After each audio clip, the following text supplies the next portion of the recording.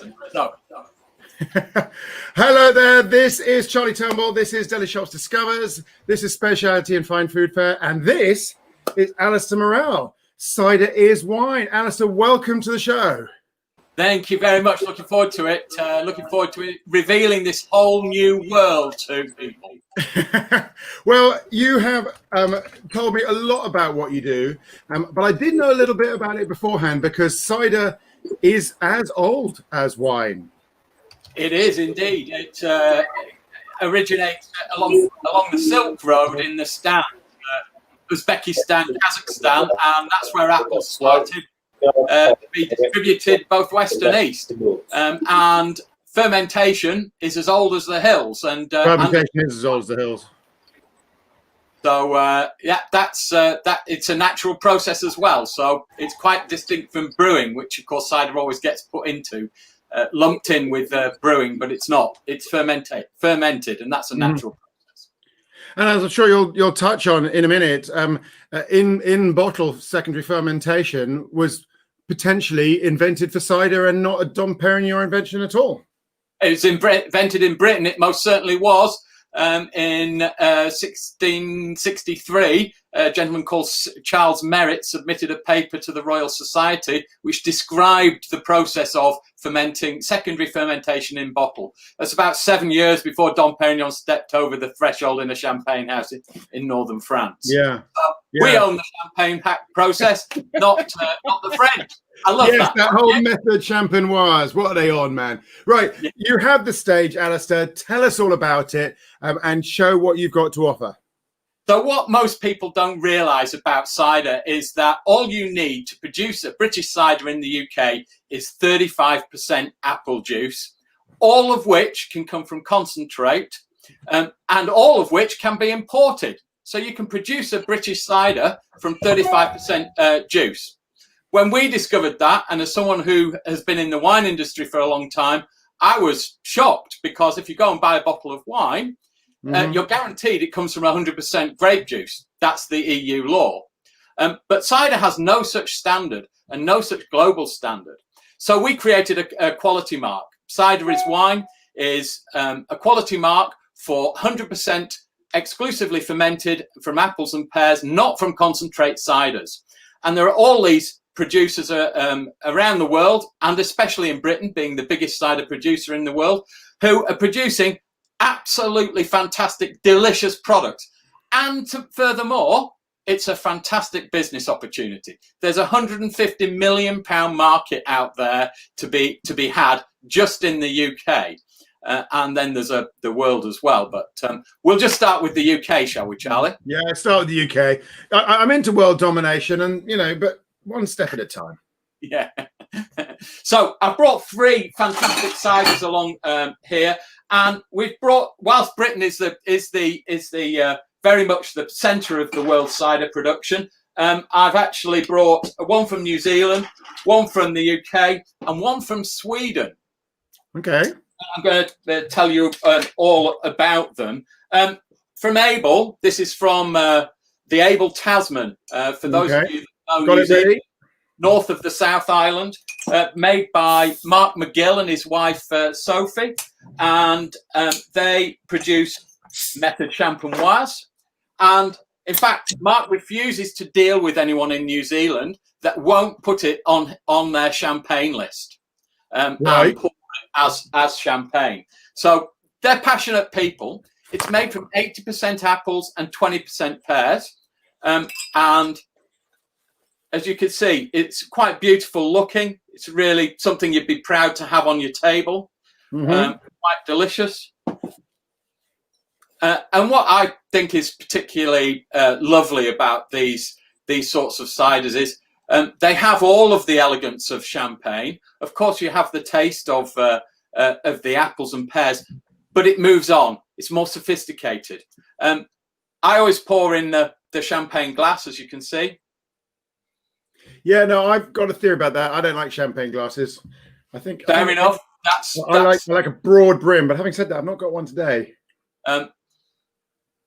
Of course, the glasses are designed so that they're narrow at the rim, so that we can actually get all of the smell, and the smell is the most important part of taste. It constitutes about 80% of the taste, so it is really important. And you can really get the pear. Actually, did you say 20% pear on this one? 20% pear, and absolutely delicious. In 2017, produced by the champagne method, so fermented in this bottle.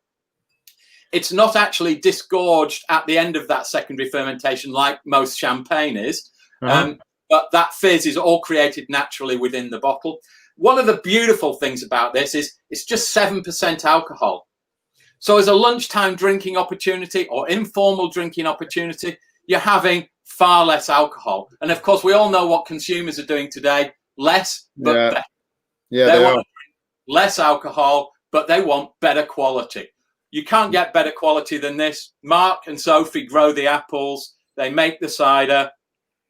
He's a winemaker too, so he understands the process from all sides. And they produce such a wonderfully elegant drink. So next time you're contemplating having a bottle of champagne, think about Able Cider. Get in touch, and we'll get you some off to you. It's just a lovely bottle, and it's 50 centiliters, which sort of, I imagine, brings the price point. We don't talk about prices because prices go out of date. We don't want you to go out of date.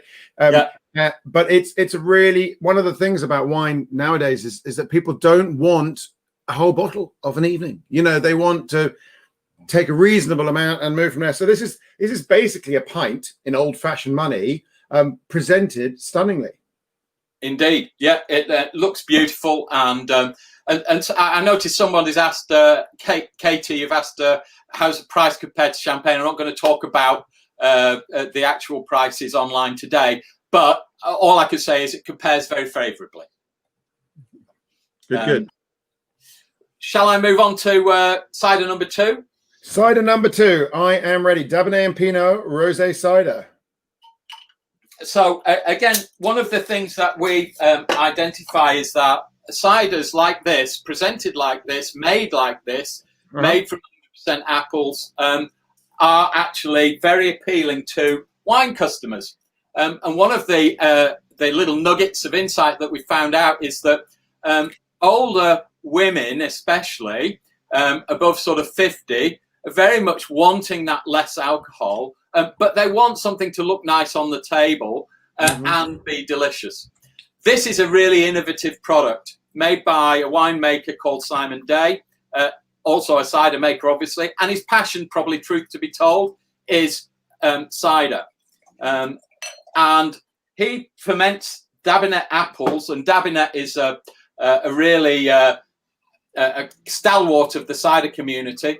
It's a really quite a masculine apple variety, and there are about 60,000 apple varieties in the world. So about 10,000 grape varieties. And he ferments the juice on Pinot Noir skins, which gives the colour.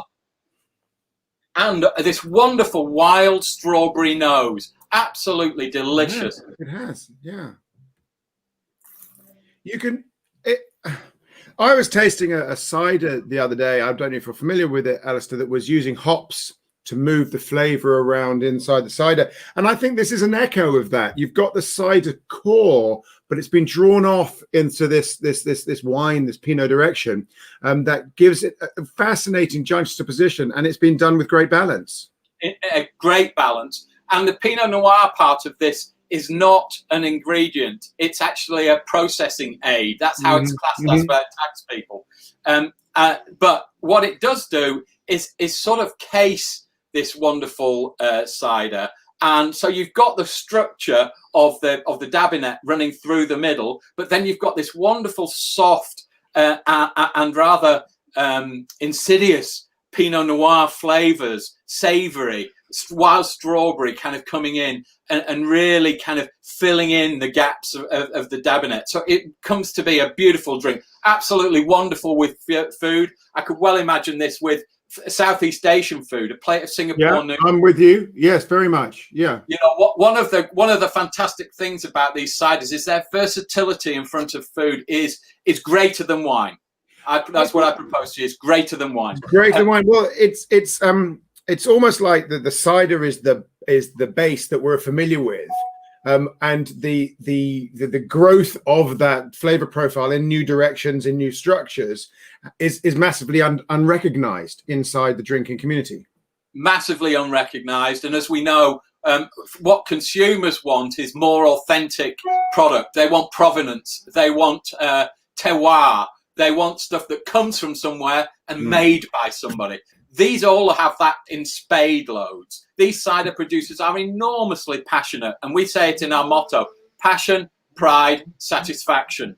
I'm really sorry if you've got background noise from me here, but next to my studio, somebody started up with some sort of machinery, so I do apologise for that. We can't hear, actually, so it's absolutely fine. Great. I'm glad it's just me. I want to... This is delicious. I very much like the first fantastic one. That for me is a winner. I'm really, really enjoying that. And so there's a co-partner in that range, which includes Bacchus, so similarly made on Bacchus grape skins. And if you like Sauvignon, you'd love that. Absolutely superb it is. Absolutely. And I'm interested to see, as a small thing, this flick off top, this cap, is in fact resealable. Yeah. Well, of course, you know that champagne is mostly produced deep in the cellars with these caps. Really? The cork only goes on later, but they actually age the champagne with these crown caps. So it's no different. I'm just going to show the audience that this is a lovely feature. Actually, it just clips on like that, and you can take it off again. Why doesn't everyone do that? That's very cunning. It's great, isn't it? So okay. I'm going to move on to the third cider.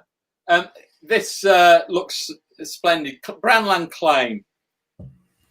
So this is one of the products that really kind of made me reevaluate everything that I thought I knew. If 5 years ago you'd have told me that cider would become a real passion, I would have said, you're talking absolute nonsense. Yeah, cider was something that I drank when I was 15. Yeah, the Magnus generation. Yeah, but in actual fact, when I tasted Andreas's product, and he's based in the north of Sweden, close to the Arctic Circle, I had to say, we've got to have a look at all of this all over again, because this is quite splendid. This is ice cider. All that Brandland do is produce ice cider. For those that you don't know what ice cider is, you either take frozen apples, or you take the juice from apples and freeze it, but naturally cold. So in the north, it's invented in Canada in the early 90s, and they actually legislated for it. It's the only place in the world that there's a law for cider. It's so strict, and you freeze it outside, you bring it in about 3-4 months later, defrost it or melt it, and the sweetest juice comes off first, and it produces this wonderful, intensely dessert-style cider. It's like ice wine, if you've heard of ice wine, but from apples. And there are two ways of producing it, because you can actually produce it in industrial freezers as well.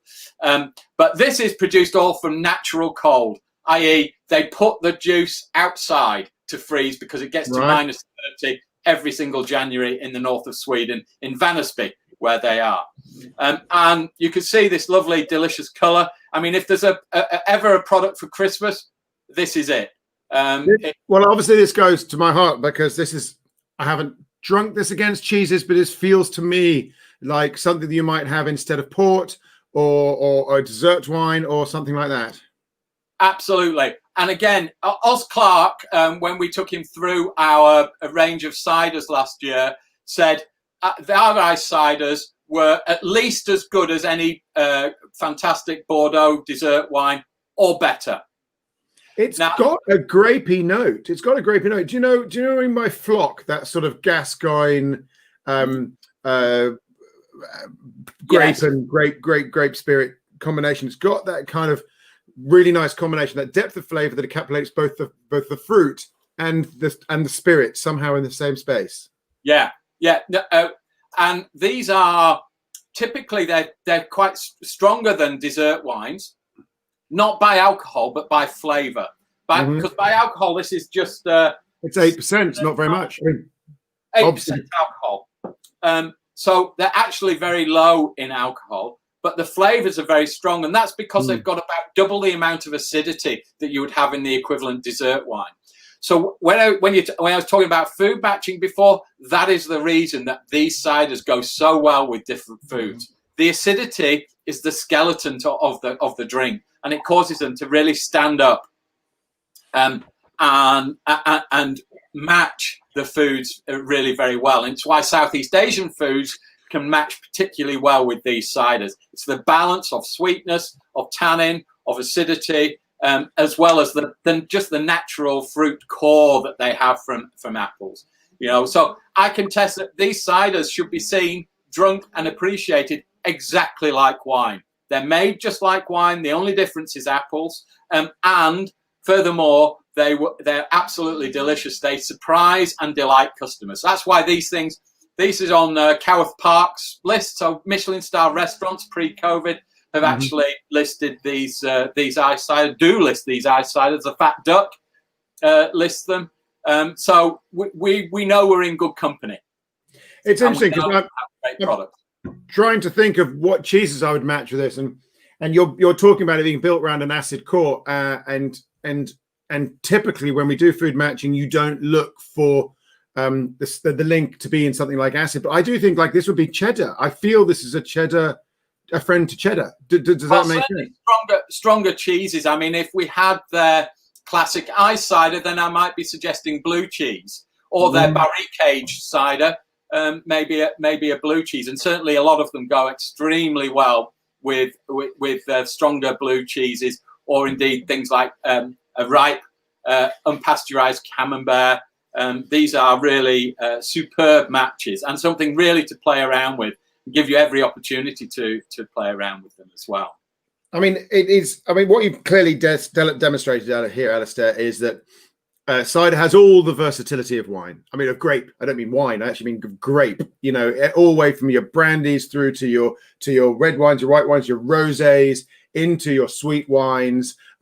That huge stretch of use that we've got out of grape, it's there to be had in ciderland as well.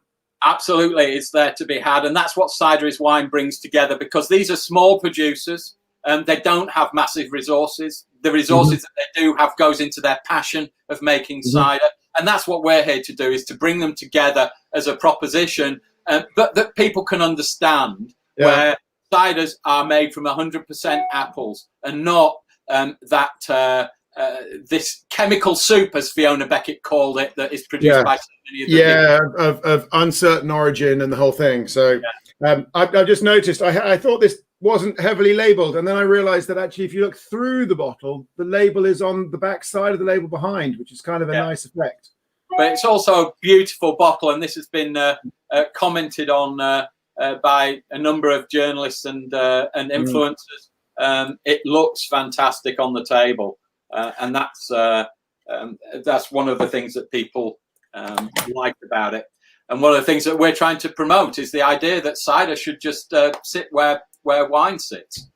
So I've got some questions that are less about the beauty of the product and more about the practicality. So most retailers who have a good alcohol offer, or maybe it's a bolt-on alcohol offer to say a deli counter or something like that, are going to be open to interesting ciders. Well, that's a cool idea, but they're not going to know the sector. So how can you help them learn the flavors? Can you send out samples? I mean, this is expensive stuff. You can't just send bottles to everyone. How does it work? How does it help? So what we've done is put a sample pack together that we're asking prospective customers to pay for, and then we'll take that price off any first order. And our minimum order for free delivery is £350. And that's what we would be proposing, taking the cost of the box of samples off. We've put 4 products in there. That seems fair. It's very important that people taste people, and for the vast majority, then those samples should be free. But this isn't the vast. This isn't a couple of packets of biscuits. This is serious product. Yeah, I mean, it costs a lot just to get bottles out of a place, even without the cost of the product. So it is an extra cost. But yeah, we're delighted to obviously encourage and entertain. And if down the track then we can do online events with your customers, then we're absolutely up for that. We do a lot of online events now. We're doing one with Gabe Cook, the ciderologists, in 10 days' time. We're doing one with Tempest Foods, your mates from and Tom at the end of October. So we're very active in the marketplace in terms of engaging with customers. Our job is to get glasses in people's hands as much as we possibly can. This is a trade show. Our job is to put money in our pockets. That's our job. Just going to say that, Right. It would be fun though, Alistair, to work with you in the future to see if we can do tutored tastings with some of our more interested buyers that we can record, that people can then watch and learn the drinks as we've done today. Because I think that there's real potential here, and we need to cross the bridge into that space by showing the bottle how it tastes, how they can get their customers to engage. Yeah, we'd be delighted to do that. Tell us more, and we're there. Okay, I'm going to put it over to some of the prospective buyers here. We've got Katie, Gillian, and Vari. Have we got any questions from you guys? Can I ask a question? Vari. As a fan of the fizz, generally, how would you suggest as a retailer that we convert those traditional sort of champagne customers to having cider as their treat of choice? I think a lot of it is about hand sell. It's a lot of it about you being passionate about it. You know your customers better than we can ever do. So getting it on the list and being able to give them a pour, and I very happily work with you on that. Just to give them a trial is really an important thing. Food suggestions, things that they should drink it with. One of the reasons that these ciders have appeared on Michelin-starred restaurant lists is because they surprise and delight, and that's what the sommeliers like to do: surprise and delight their customers, so that they engage with them and they come back. So we'll do almost anything we can to help you actually get that glass in people's hands and for them to take another look. What we do know is from the consumer events that we did pre-COVID is that people are shocked to find out that ciders are not made from 100% apples. Yeah, it's a very low base there. When they find that out, they only want the real McCoy, and that's what obviously we're all about. Can you share in? So, sorry, go ahead, Vari. Can you share in your community, in the community page within Delishops, suggested pairings so that we as retailers all have that information at our fingertips? So we have our own food and cider matching wheel. I'm very happy to see that. It's also on our website as well, but I'm very happy to share that with you. And that might be some aid to give you some ideas. Thank you. It's always a subjective coin, of course. The way you've talked about it suggests that the majority of your trade is into the food service sector at this time. I mean, that gives an opportunity for retail to be really unique or almost exclusive. Well, these are small producers, so the appeal into supermarkets is limited, and not there right now. So there's a real opportunity for independents to steal a march and actually inform and educate their consumers. So I think it is a fantastic opportunity to get into to be going into retail. Previously, yes, we've done a lot of hospitality, but obviously new dawn now. Yes, the new normal. Yeah. Well, Alistair, it's been a pleasure. I have to say, because I've got 3 bottles in front of me, a particular pleasure for me. But thank you so much for taking the time and showing the buying community what space, what opportunity, what excellent flavor profiles to be had are in the cider I don't know, the cider world right now. Thank you very much, Delishops Discovers. Thank you very much, Speciality and Fine Food Fair, for co-hosting this. And if you'd like to ask Alistair any questions, head into his showroom, ask him some questions on the forum, and he'll get back to you one way or another and start a relationship. Absolutely. I hope you last the afternoon, Charlie. I've got 2 more alcohols to do. It's going to be a long day. Catch you later. Thank you.